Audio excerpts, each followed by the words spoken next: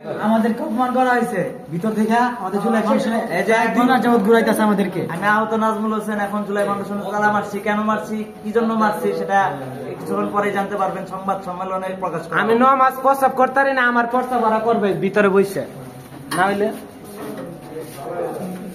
এই যে শুভ উদ্বোধন করা হচ্ছে, তালা দিয়ে হচ্ছে।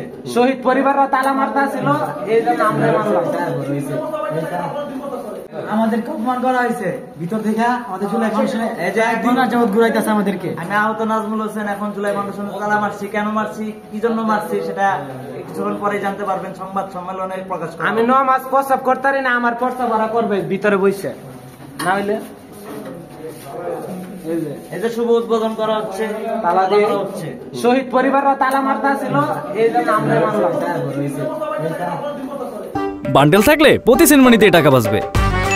বিকাশ সেনমানি বান্ডেল কিনে জিতুন প্রতি লেনদেনে।